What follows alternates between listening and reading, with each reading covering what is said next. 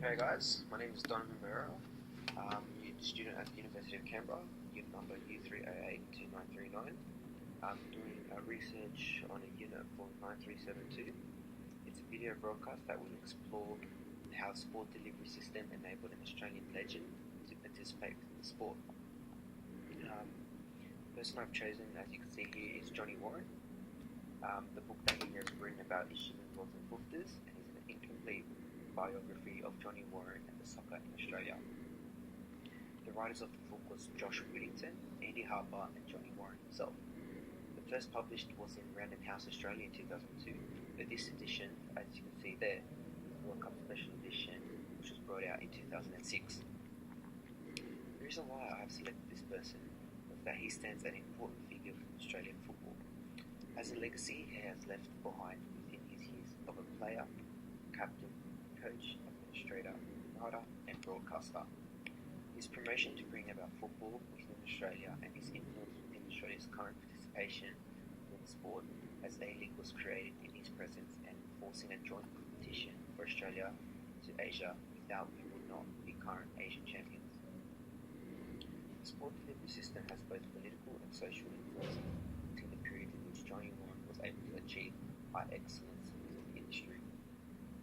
The pyramid in which is outlined throughout the textbook in pages 245 of Shiver and Keller 2011 was vaguely outlined within the industry, where all aspects from the junior level were accessed to reach an international level.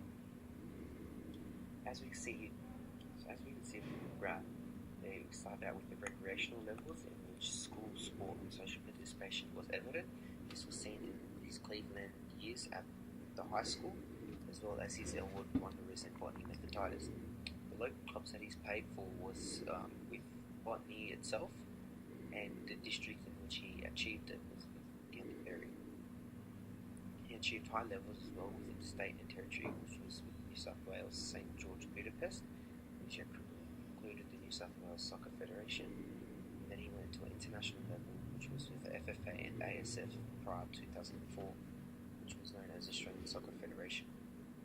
This enabled him to play for Australia and the Socceroos and become one of the first teams to enter the FIFA World Cup. The system was redesigned during John Warren's presence within the sport to what we see it today, as though the diversity of the 60s, 70s and 80s had major impact on the sporting industry, which enabled this player to become an influential leader and administrator within football delivery system. The system enables and provides development pathways and participation in the sporting organisation. During the years of Johnny Warren, outlined throughout the biography, we will evaluate how the change of the system enabled him to achieve high excellence and how his influence as an administrator enabled an uprising of FFA. The book is called Sheilas, Wogs and Poofters. That's what you were called post-World War II if you participated in the recreational sport of soccer. Football in Australia was known as a foreign game to Warren, not one for many Anglo-Australian cultures, as he stated. Though as emphasised in the book throughout his early years, though the influence of the game was from a European family known as the Wogs, as they had a major contribution in his life in him becoming a football player. The Australian Soccer Association and the affiliated association in New South Wales did not allow the ethnic clubs into the First Division competition. This had a major effect to him and his progression within the sport, but as the ethics were known for their presence, this deemed them and they weren't allowed to play at top levels. This was a good positive feature for Johnny Warren, as he enabled him to excel within the group, and this recent change to the system to create a new governing body known as New South Wales Soccer Federation. This meant ease for Johnny Warren to excel and participate with the Australian side and soon become captain of the one game. During the 60s, due to the poor demonstration, the Australian Soccer Federation was suspended by FIFA. As stated in the article by Carniel, where there was steaming conflicts between Australia Soccer Federation and the Australian Soccer Association, which was evident to how Johnny Warren describes their treatment as a major fault to the unsuccessful campaign to Mexico during qualification. As he stated in the book, the ASF did not look after the team, and poor travel arrangements were made, and they weren't paid what they were deserved. During the 70s, John Warren suffered a rupture in the anterior cruciate ligament in his knee, being told that he was unlikely to play football ever again. Being influenced by legendary German coach Dietmar Kramer, I think the coaching course in Malaysia was an invitation that John Warren was not going to pass. Once making the 1974 World Cup, John Warren, the Australian soccer moves, helped to put soccer in Australia with, according to the book, a rise in the registration of kids playing the sport. Back then, the Australian league system was controlled by the national body known as the National Soccer League. It stood from 1977 to 2004.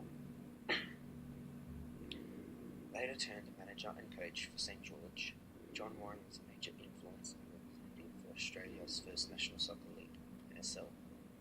During the 70s, the Australian Soccer Association pushed Warren to coach at multiple schools to promote the young sport and get the younger generation involved.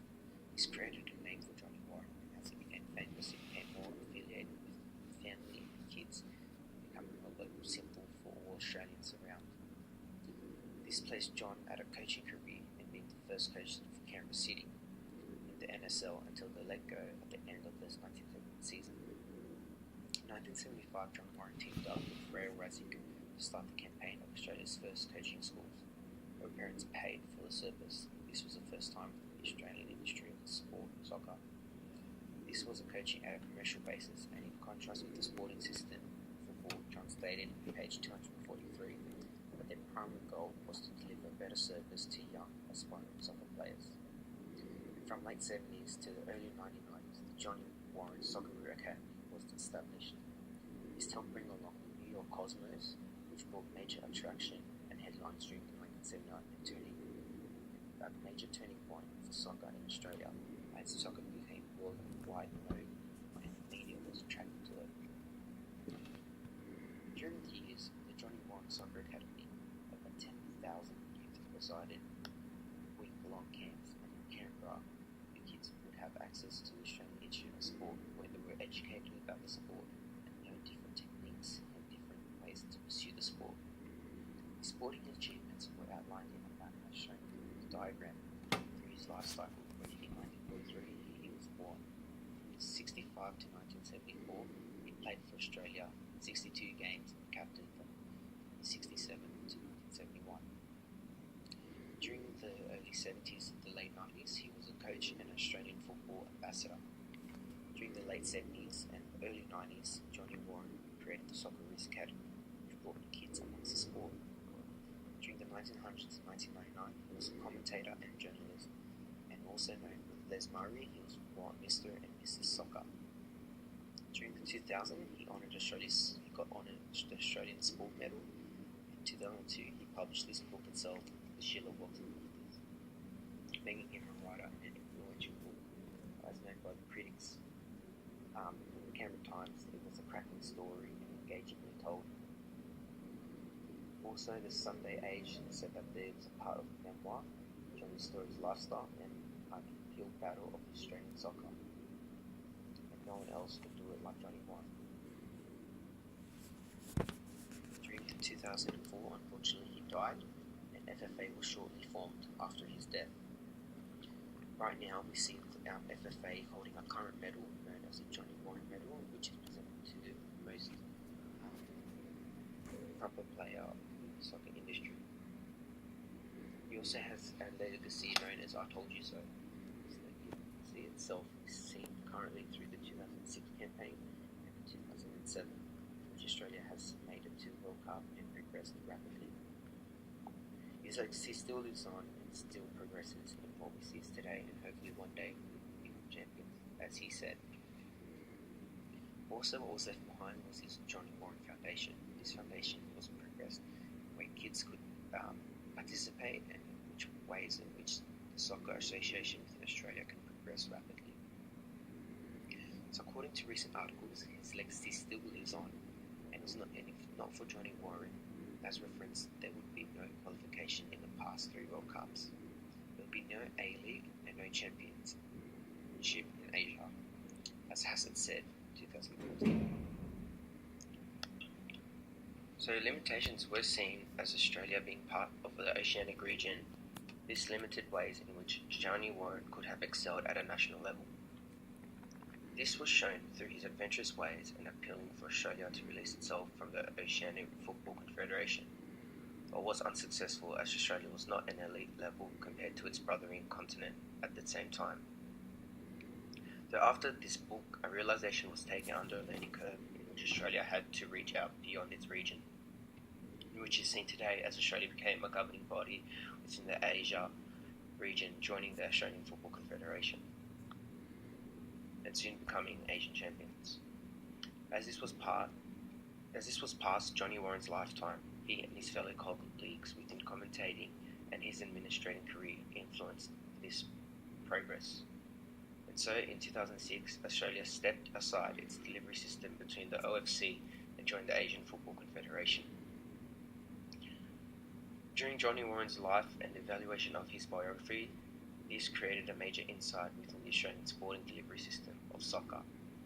It evaluates how the industry changed over time with the influence of ethnic groups and how major sporting industries such as FIFA had to step in to ban unfair and unjust systems in which deprived the sport for what it was.